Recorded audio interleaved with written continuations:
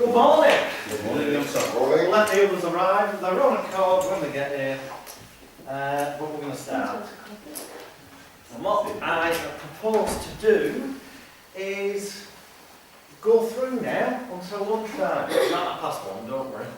Rather than doing 90 minutes, doing a couple of hours, then we'll go to lunch and we've missed the mega. By 1, 2 o'clock, we'll get mad there, so we'll go more at 12. This afternoon, then we'll do a session, then we'll have the break. When we have the break, that's when we'll pop out where that mural is, and we'll be doing photos. Where then what you've got in your folders will come in relevant to get your diplomas. Because, I'll come to that in a minute. You will use that to get your first clients. So I got reminded this morning of something I forgot to tell you yesterday.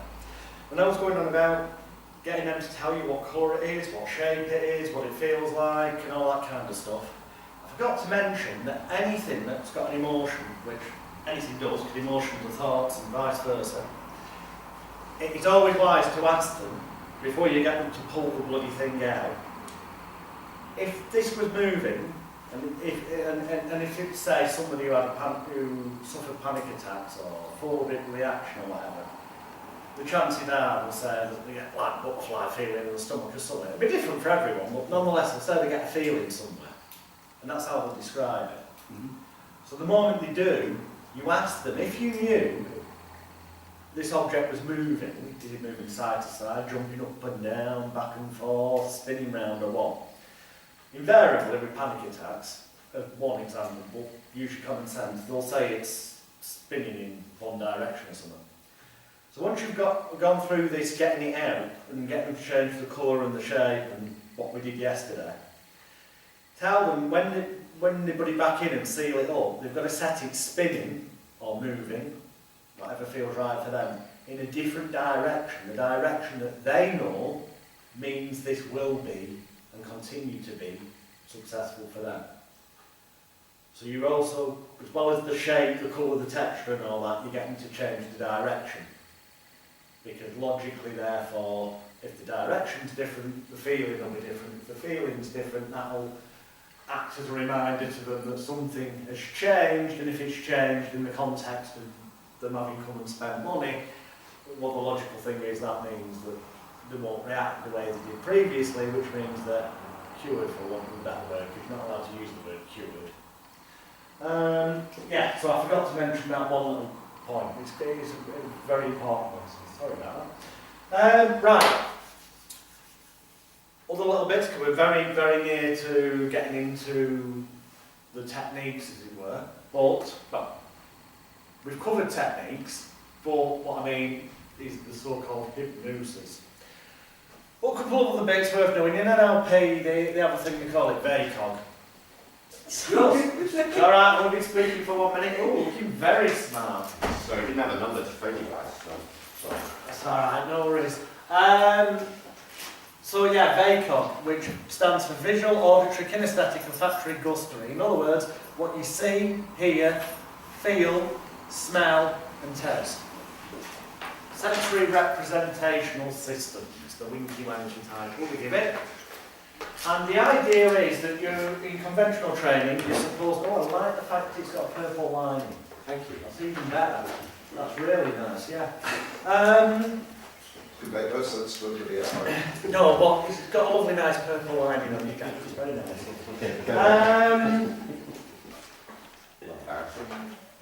And some people are more visual and others are more auditory, some are more kinesthetic. Olfactory and gustatory are the least relevant ones, really. But in sales training, as an example, we'll say, look, listen to the client, and if you hear them saying things like, I can just see that my new kitchen would look like this. And to be honest, I can't see me paying more than such and such. If they keep saying things like see, things that indicate they're visual, the idea is that they're more likely to buy off you if you talk using visual words. So, you know, can you just imagine what it'll look like when your new kitchen's installed? And because it's on their wavelength, if you want to looking now, if they're auditory, they might, oh, that sounds good to me. They give you clues. Well, that's all well and good, it's great, and in sales training I do believe that does help. It does help get rapport with the customer, and it makes them feel as though you're talking in their language. Therapeutically speaking, though, generally they go, oh yeah, use these questions and go through this time-killing exercise to find out which representational system they are. So that then, when you do the therapy bit, you can talk in terms more visual for them, if they're a visual person, or more auditory if they're auditory. And yes, that is a sound concept, but I'm a lazy bastard. And I don't want to be seeing people for more than one session.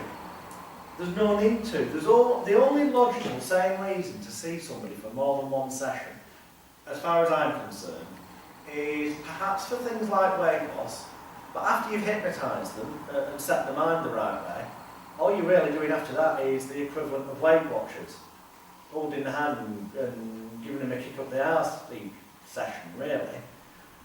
Because at the end of the day, they've got to do it. And yeah, some high-end issues, people who, you know, have suffered trauma from rape and stuff, but if you wanted to get into that field, then look in the members area at a training set called Mind Changes.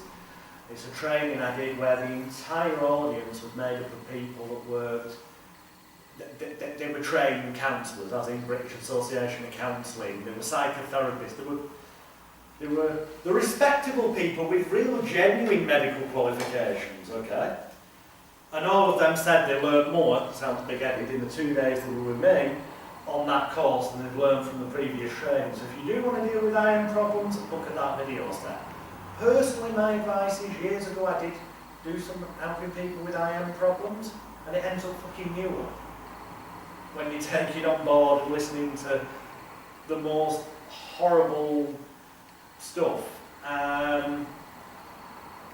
And frankly, there's far more money to be made doing things like smoking cessation, weight loss, phobias, confidence issues, driving test nerves, or going into companies and, you know, increase productivity and stress management. There's more money in that as well. So, you know, apologise for sounding a bit mercenary, but this is a business. So with that in mind, I didn't want to be wasting time having to spend 15 minutes of one session finding out whether the visual, auditory, kinesthetic, olfactory or gustatory. Can I see what those last two? I've never heard of those two before. What Olfactory is smell. And gustatory is taste. But all of us have got bits of all of that. You've got to be very, very sharp and very, very on your game to even pick it up. Yeah. But there again, with therapy, there's these questionings that help you find out. But you know what? I realise something. If when I'm getting them to imagine stuff, I say to them, you know, like yesterday we said, it's almost as if, so they can fill in the blank themselves. Well, I figured if I say to them, now in your mind's eye, imagine it's almost as if, and then whatever the thing is, and then I follow it up at the end, and that it's almost as if you can taste, smell, see, feel and hear everything as 100% total reality in a way that feels right for you. Because then they can choose whichever's most relevant to them and do it in a way that feels completely right for them. And we get the same end result as wasting 15 minutes finding out which one they are, just with a simple bloody sentence of it's almost as if you can taste, smell, see, feel and hear everything as 100% total reality in a way that feels right for you. There you go, that saved me another couple of hours of an NLP training course. Some of these are NLP terms that I didn't cover yesterday. We did cover most of them with the frigging covert hypnosis language and whatnot. But I'll run through them quickly. Mirroring, this is just so you've got a bit of an insight. Mirroring and matching, that's more of a body language term. It's the idea that to get in rapport with somebody, you look at the way they're sat. So if they're sat with the right leg over the left, mirroring them, well, the mirror image will be the direct opposite. So you do left leg over the right, and it's supposed to make them feel at ease.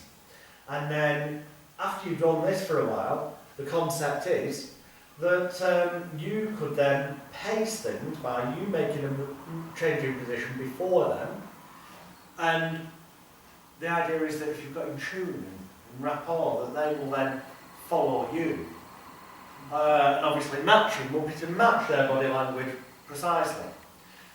Frankly, the way I go about doing things, they don't have their eyes open long enough to make it worthwhile bothering with any of that, because when they get in, once I've got the money off them, the sooner I can get them sat down or laid down with their eyes closed and get on with it and then get rid of them, the better. Binds, we covered yesterday. Reframing. Well, reframing is basically making people look at things in a different manner. Well, that's pretty much like what we talked about yesterday. It was like that, so we changed it to something else. It's reframed.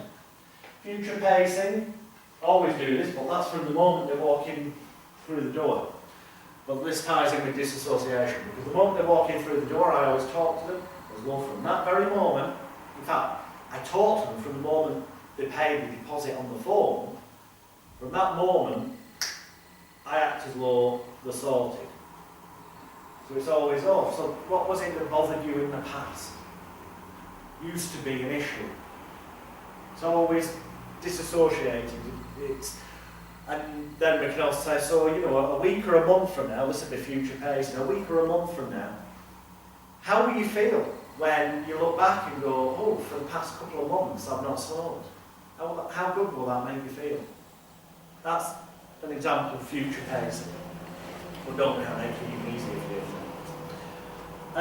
Association, well, that's taking, oh, that's how you feel in the future, for example, like we did with the mirror yesterday, example, and then say, now imagine climbing inside that mirror, putting on the suit of armour thing that we did. That would mean then, now you've got that suit of armour on, now you're associating those feel-good feelings to now, hence association.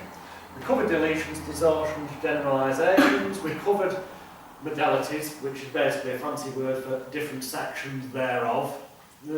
Irrelevant, frankly. Presuppositions we covered. Pacing and leading we just covered before. Embedding commands we covered. So triggers we covered. So just pattern interrupt on there that we didn't cover yesterday, which is the concept that it ties in with what I said about disorientation and confusion. And if you can disorientate and confuse the conscious mind, then arguably the critical analytical faculty goes, what the fuck's going on? It's distracting enough, and you can get to the unconscious if you believe in that construct. And that's all it is, a construct. Pattern interrupt is the idea that if you do something unexpected, that will shock them, arguably, I say. In other words, if you do something natural, it follows a pattern that they expect. So if you do something suddenly unexpected, you've interrupted the expected pattern. A prime example of that would be, can I borrow you 1 second, please, Jane? Prime example of that would be, what's your name, James? James. Yeah, nice to meet you, James. Now, if you just look at your hand there as I bring it towards your face, it's just so much easier to allow your eyes to close down. Now, when you do let your eyes close down, you notice that it's so much easier to let the head fall forward. And as you do, you should keep your eyes tightly closed at all times, unless I say otherwise. I'm going to move your arm out like that. And as I drop it down, it allows you to sink down, drift down, sink down, drift down. 3, 2, 1, you're back in the room. Great stooge. Almost like you look hypnotised there. Amazing. But the pattern interrupt part of that is if you go to somebody, social conditioning, certainly in England, is that that's going to happen. That would be the normal pattern. So when suddenly then, you take hold of the wrist and point at the hand and bring the hand into the face, we'll break all this down later. That's interrupted the pattern. The brain goes, what the fuck's going on? I suppose you could call it a low-level fight or flight response, which actually is fight, flight, and in the middle, there's freeze. Thank you, James, for that. Good. Yeah, there's fight over there, flight over there, freeze in the middle. If you go back to caveman days, caveman goes out. I know this is historically not particularly true, what I'm about to say, okay, but it works for the metaphor, okay? So the caveman goes out and he goes to hunt dinosaurs. Exactly. I told you it's historically not true, but for this it will work. He goes to hunt dinosaurs and he's confronted by a dinosaur, a big scary bastard thing. Could kill him quite easily. He's got a choice.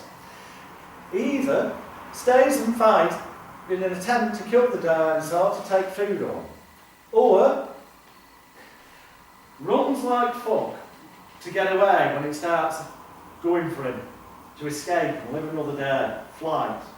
Or, if the dinosaur appears unexpectedly, it might suddenly be like the cat in the headlights. Well, shall I try and kill it? Or shall I run away? What shall I do? No, it's too fucking late, more than likely. But that moment of freeze, of what the heck's going on, I believe is the closest thing to hypnosis, if there were to be some kind of special hypnosis skill. I saw another state mentioned the other day, which was flop, which sort of sits in with freeze. It's freeze or flop. I quite like that as a... Okay, freeze or flop. I've not heard that one before. But by the same token, in the freeze implies that your body might go catatonic, like animals do. When they go into the... If they don't run, if they don't fight and they don't run, a lot of animals will, when they're scared, go into catatonic immobility, which is just stiff and not move.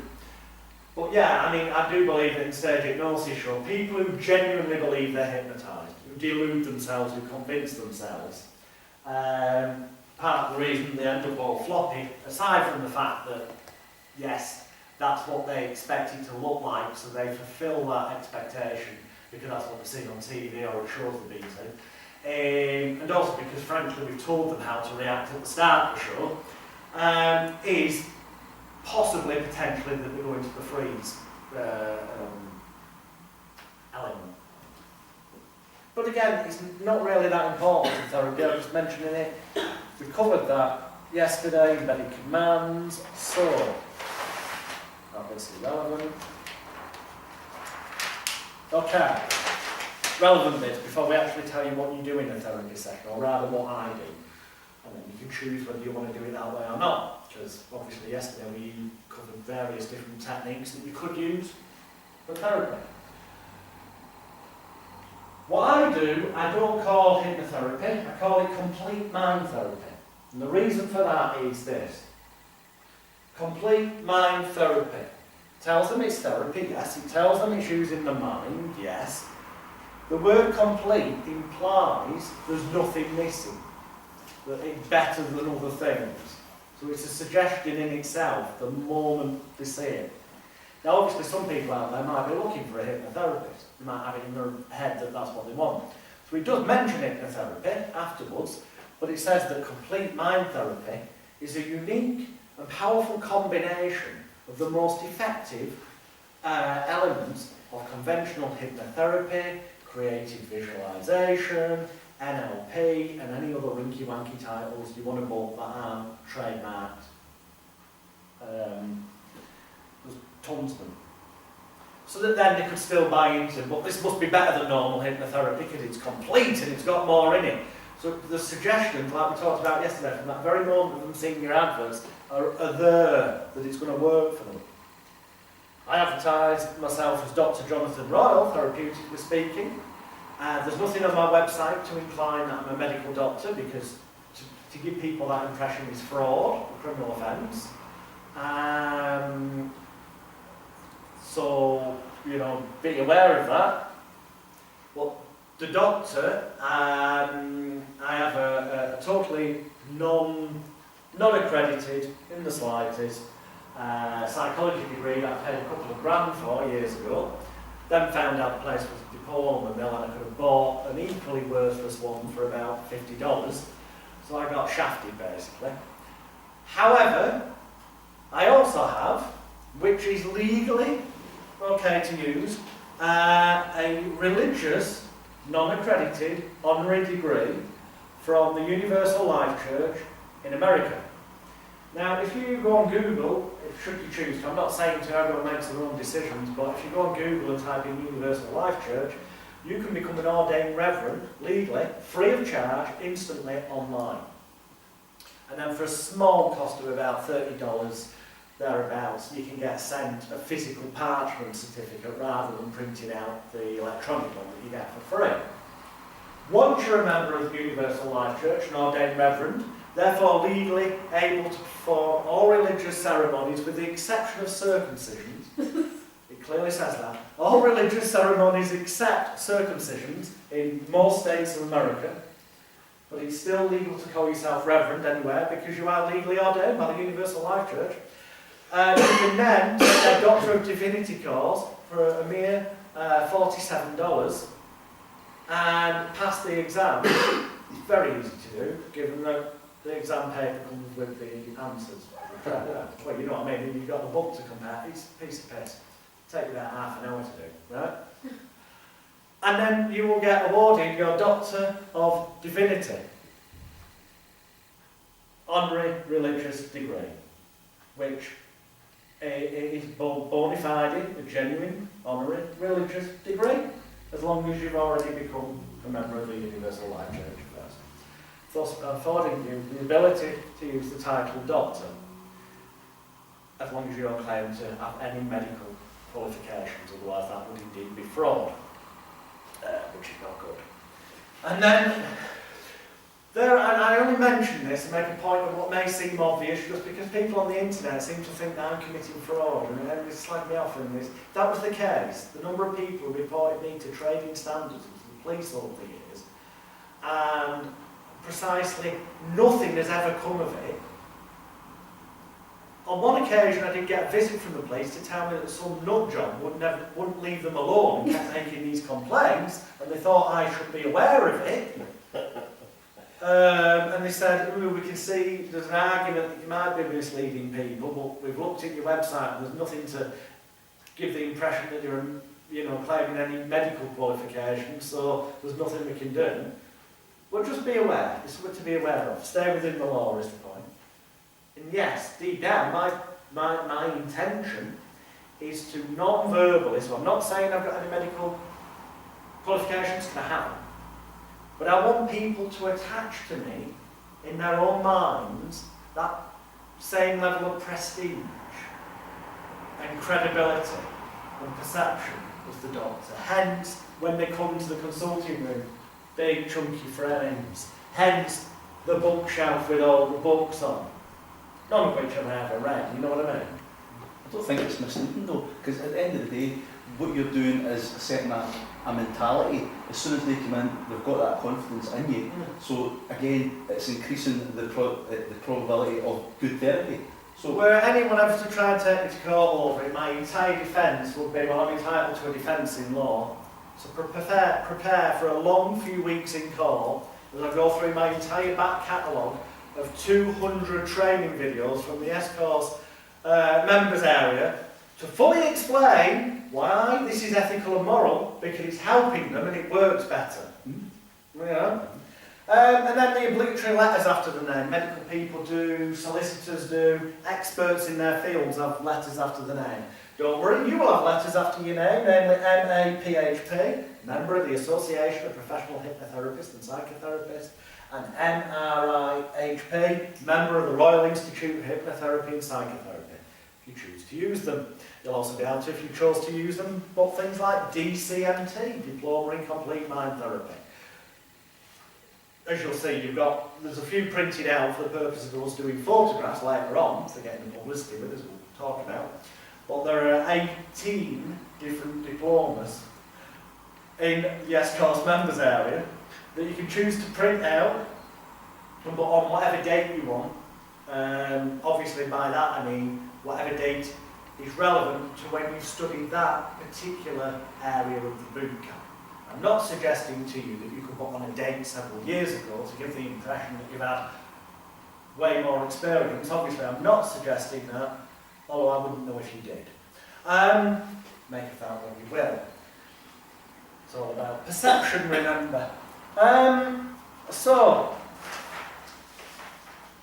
you might want to make a note of this wording, but as I say, there is at the very bottom of the S-Course, well, practically at the bottom, it's about a third from the bottom now, because I've added all the stuff in since January, but you'll see the law of attraction, hypnosis, In there is a folder that says flip chart photos. Every page of this flip chart, most of which I haven't used this weekend and won't be doing, is on there. So it is on there for you to be able to copy this word for word. Also, this wording, I will, when I put your photographs on Facebook tomorrow and tag you all, I will put this wording on, but instead of it saying after already receiving, but I'll just add on the word congratulations. So it looks like I'm congratulating you for passing your exams. Now, all of you have already got a username and password for the Yes Course members area, and inside there are well over 300 hours of training videos. But as I said yesterday, you don't need to watch them all. Because why watch the video training set on how to help people with panic attacks if you're never going to help people with panic attacks? Be a waste of your time. Just get on and make money and have fun in life. But you truly do have over 300 hours of videos in there, and the web, there's products in there, there's flipping business plans, press release templates. Genuinely, you do have. You've got your username and password. So, this wording is completely, factually correct. And this is what will go on the photos, like I'm congratulating you, so it gives social proof. But also it's the wording you can use if anyone goes, well, I knew you before you were a hypnotist. After already receiving over 300 hours of training, you've come here this weekend after being given your username and passwords, so therefore it's after receiving over 300 plus hours of training in all areas of clinical hypnosis, neuro-linguistic programming, psychological mind sciences, and Dr. Jonathan Royal's own treatment methods of complete mind therapy, CMT, and mind-emotion liberation techniques, MELT. I have just attended an examination weekend, which implies you've done other stuff previously, and I'm delighted to have passed with a 94% pass mark.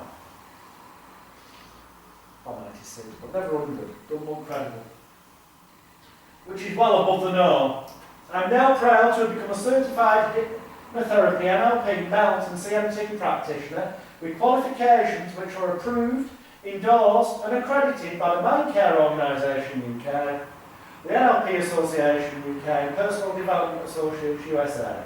I also feel lucky to have trained with award-winning hypnotist and Hypnosis Hall of Fame member Dr. Jonathan Roy. This type of Hypnosis Hall of Fame member, it's Google. I basically am on the first page. I'm only the 4th person in the world to have ever been inducted into the Hypnosis Hall of Fame of the South African Academy of Hypnosis. That's actually true. Not that it actually means anything, but it sounds good. It means I got sent a bit of cardboard to put on the wall and he said, well done for your training. But it sounds good. In the perceptual credibility stage, you've been trained by an award-winning hypnotist. You've already received over 300 hours of training. Most hypnotherapy training courses, if you look online, the winky, wanky, arty, farty, waste your life away courses that teach you very little of real use, are around between 75 to 150 hours. So perceptively, anyone doing the research on the net come to the conclusion you've got a higher level of training. Which frankly, I think you already are, but that's by the by. It's all about perception and the state of mind that they're in when they come to you. And you can also add on to that now that it's approved and endorsed by the United Kingdom Board of Clinical Hypnotherapy for training, because it is, because one of my previous students, Robert Phoenix, has set up this United Kingdom Board of Clinical Hypnotherapy, and he said I can say my courses are approved and accredited. But it sounds good. Clinical Hypnotherapy, United Kingdom Board. It's all creating that perception we talked about yesterday. So obviously to be able to do that though, you need to pass the exam and get the diplomas. And don't worry, we will have the exam. Don't panic when we go for lunch. We will have the exam after lunch. It will take all of 5 minutes. It's such a difficult exam. Not. Right.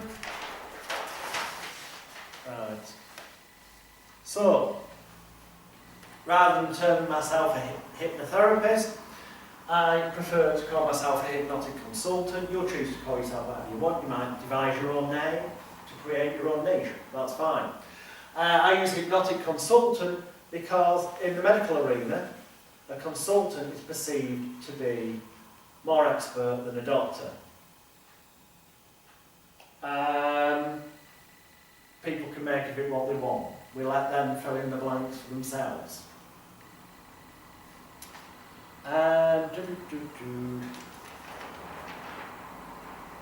This is fantastic. We covered most of this yesterday. So, before we just bring the therapy, because before lunch I want to bring the therapy to an end, because after lunch we're going to quickly do the exam, then we're going to move on to stage hypnosis. Well, stage hypnosis also involves the hypnotising and ritualistic process bit that we've left out so far. But you use that whether you're going to entertain people or whether you're going to use one of the many techniques for therapy. So that's interchangeable, that bit. So in terms of techniques, before I tell you exactly what it is I do, I know I told you yesterday that once the eyes are closed, I used to take the script out and read it word for word. That's not what I do anymore, but you can do, because I provide you with the script.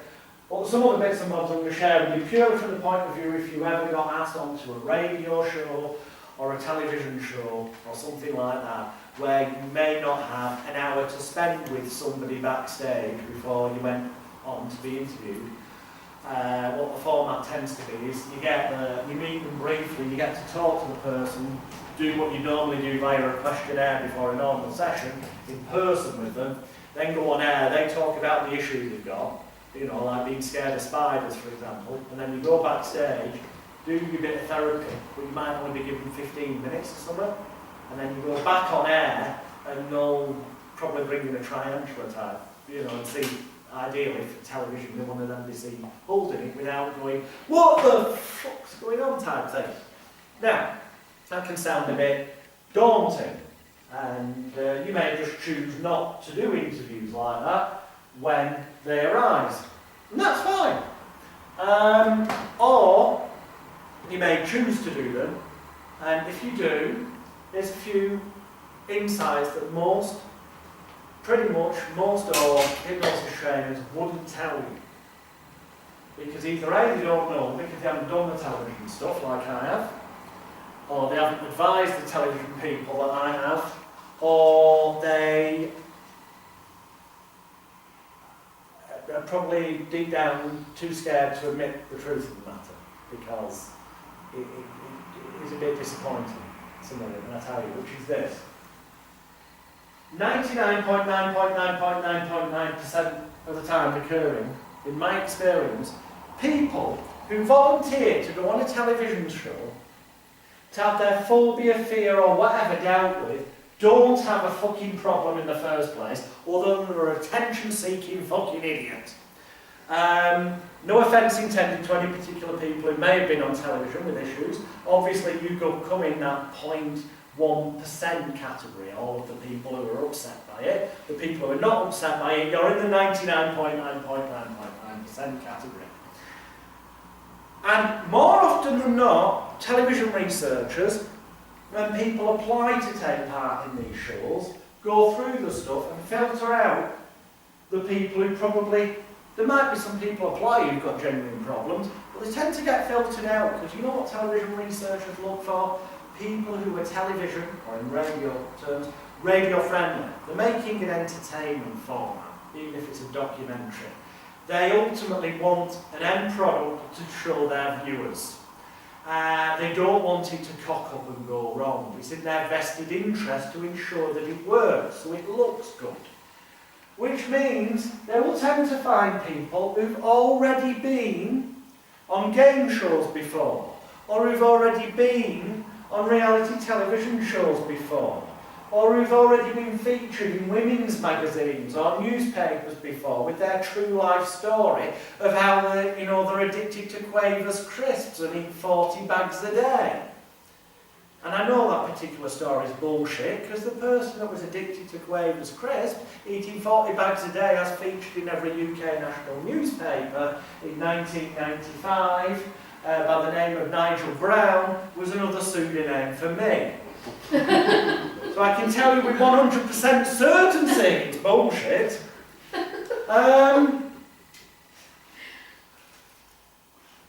Now,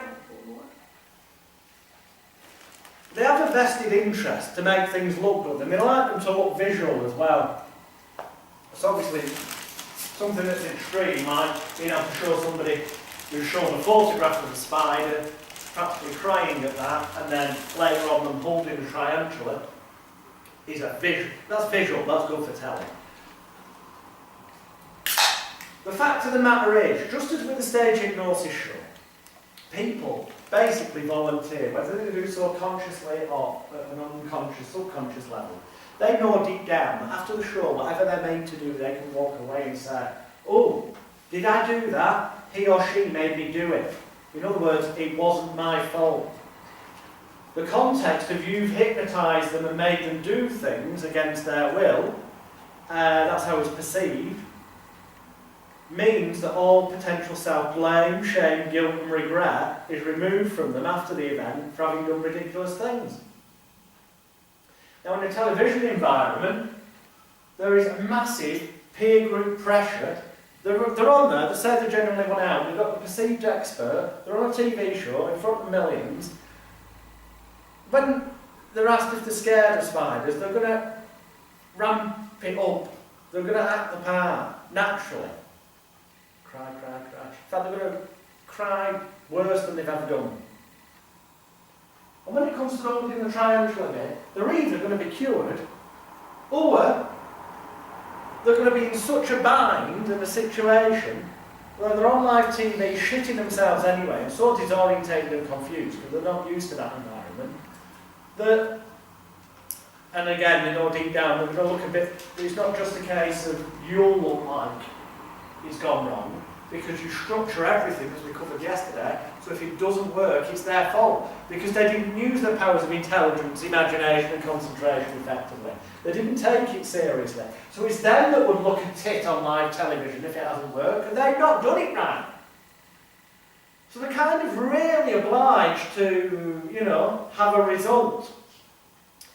Further, if in the green room backstage you say, before you can film the therapy session, but I just want to run a few things past them. If you casually go, we're just going to do this work, and you may find, don't worry if after the show, once you're holding that triangle or whatever, if you get all manner of women's magazines contacting you and offering you 300, 400, 500 quid for your true life story, how your life was changed on whichever TV programme was, because it's fine, go for it, you may as well get the money, treat your family and your kids or whatever. That will happen because that's how magazines get the stories. They look at what's going on TV and then television looks at what's in magazines and vice versa.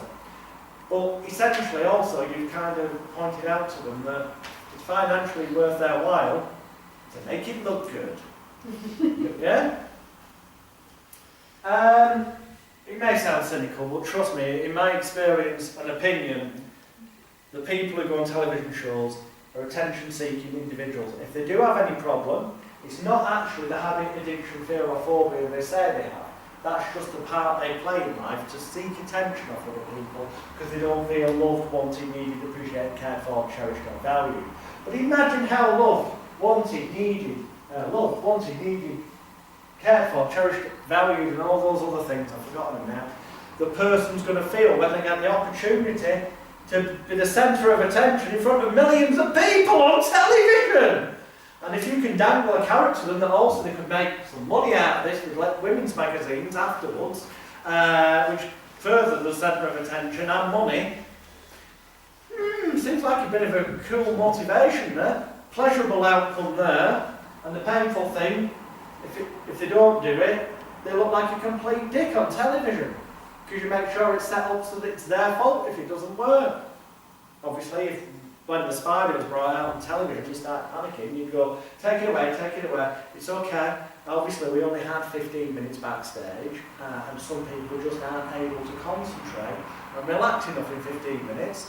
And then you use a little trick that I'm coming up to showing you, SUDS, sensory units of distress scale, to demonstrate that there had been a change within that 15 minutes, albeit not a big enough one for them to hold the triangula. So you as the therapist would end up looking good because there was a noticeable change, because the trick you've got is your backup fail-safe. And they look at it because they didn't concentrate enough. It's never your fault.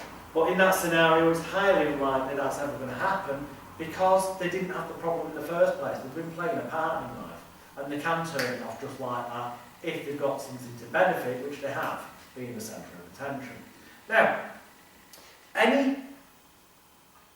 any form of similarity between this entirely made up imaginary example that I'm going to pluck out of my brain at random, and anything that may have ever occurred on television in the past, because I can't watch everything, can I? You know, if anywhere in the world there was, I don't know, let's pick a genre of television out there, morning television magazine show. We'll just pick that, eh? Yeah, we'll go with that one, shall we? I don't know, we'll pick a... There's a channel, Phobia, yeah, let's go with that. A television channel. ITV, let's just, I don't know. Any... Ice. Ice, a phobia of ice, there you go. So let's imagine there was a morning magazine type show on ITV and they wanted to do a feature on, I don't know, someone who had a phobia of ice, it's unusual and out of the ordinary. And imagine this strange scenario that somebody came on and they connected them up to their heart monitor and they brought ice cubes near them and the heart monitors went and it's like, ooh, they're very panicky. Let's face it, they're going to be nervous anyway, they're in front of television cameras, so it's an unnatural environment. So it's pretty much guaranteed you're going to get high reading at that stage of the game. And then,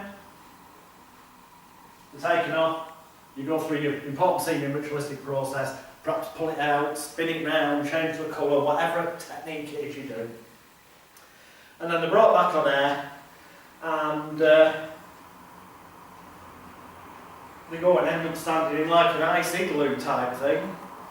And ultimately the heart monitor, in an ideal world, would show that it was lower than it was previously, in an ideal world, because that meant for great television. Yeah, that's the kind of scenario that might happen on a TV show. It just, if it does, make sure that if you were to use, for example, a heart monitor that can be seen, connected, yeah, that might have made the... Later on, if you were going to use a heart monitor again, either make it clear to the viewers you're using a wireless one, when suddenly there's no wires, because if there's no wires suddenly, and you haven't said it's a wireless one, it might look a little bit suspicious that there's still a heart monitor reading. A bit more strange as well when the presenter suddenly realises it's higher than it should be, and somebody in the control room possibly maybe has to then mess with it to make it go down, because it'd look better if it was lower. Yeah. But aside from your important seeming ritualistic process, there will have been a time gap, so that the person has now had time to get used to being in a TV studio. So they're going to have calmed down a bit anyway. So naturally the reading, were there to be a heart monitor, you know, would be lower. And as I say, any similarity to anything that, I can't imagine, but I mean if you were to tap in phobia of ice this morning, I don't know, that's an example, morning magazine shows, off the top of my head. If you were to do that, if you came across a video, that would be, obviously, the chances of that happening would be bizarre. It would. Especially if it kind of fitted pretty much what I've just said. What would be even more strange is if you then continue to look at, page 2 and 3 of Google, and you found media articles about the person with the ice phobia having sold their true life story to a national newspaper a year or so earlier. And if you carried on looking a few more pages down and found that they'd sold it to women's magazines a year before that. They'd made a bit of a cottage industry out of having their ice phobia, because it's an unusual phobia. Do you think possibly that kind of person might not have a fucking problem in the first place, other than one which benefits them by making money? So if they put themselves in a scenario where they're going to look like the idiot if they don't do it right, because you made clear it's them using their powers of intelligence, imagination, and concentration effectively. Don't you think it's highly likely they're going to be cured? Now, obviously I can't stand here and say that everybody who appears on, on television with hypnotherapists and life coaches or things, people of that description are faking it, because that could be argued as being defamation of character, well, especially if I mention names of people, which I won't. I feel it's best not to speak about individuals directly. So yeah, make of that what you will, but I assure you from my experience, television is precisely bullshit. But hey, it will get you more clients, but it's probably the easiest environment to appear to get a majorly rapid result. Because either you, or the researchers, or both of you between you, will have basically chosen the right people. Make it out what you will, because I don't want to implicate other people, it will be wrong. But I'll tell you from a stage hypnosis point of view, back in 1993 I was booked to go on Channel 4's The Word, cult youth entertainment programme back then. And I was booked to go on there with Pete Powers, the stage hypnotist. I was just 17 at the time, but they said I was 18. Because they said the hypnotism law said you had to be 18. I pointed out to them, no, it says that people who volunteer for a hypnosis show in England have to be 18, but it doesn't say the hypnotist has to be 18. But anyway, they chose to lie about the age. I went on this show, I got there, and I'd done very few shows prior to this, hypnosis shows. I'd been doing them since I was 15, in between the magic and stuff, but I'd done a couple of dozen at most, so I was relatively inexperienced. And so, ultimately, I was shitting a brick, is the truth of that. Especially when they informed me that basically they were giving me a rugby team, or at least, I think it was about 8 members of a rugby team, that I had to work with before we went on air, and narrow down to the 4 best people to go on live television, in front of 2 million, whatever it was, viewers live. So there was a bit of pressure. This could monumentally fuck up Big Star, is what was going on in my head. So I thought, sod it. It's television, it's all make-believe, what's it matter? So I walked into the area, the green room area, where I was supposed to be hypnotising the people, and I said, alright guys, it's like this. There's 2 ways we can do this tonight. Way number 1 is, I can take the next hour and a half, before we get pulled to the studio, to hypnotise you all, go through exercises, find out which of you are going to be best on live television tonight. Or, I've got this card here, which I did have, I've got them, which entitled me to free drinks at the bar. We could spend the next hour and a half in the bar getting shedded.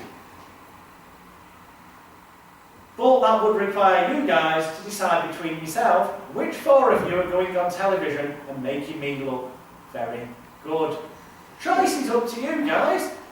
And after we've been on air, this card's valid until we leave. Up to you. Strangely enough, they chose to go to the bar. So the only sort of hypnosis I did on The Word was to tell them, it's like this guys, so right, you're going to be the 4. When I say sleep, click your fingers like that. I just need you to do this. Close your eyes, put your head down and flop. And then I'll tell you, live on air, I'm not going to tell you in advance what to do, I just want you to do whatever I say, live on air, and that way it'll look spontaneous. And that's exactly how I did my first live television appearance.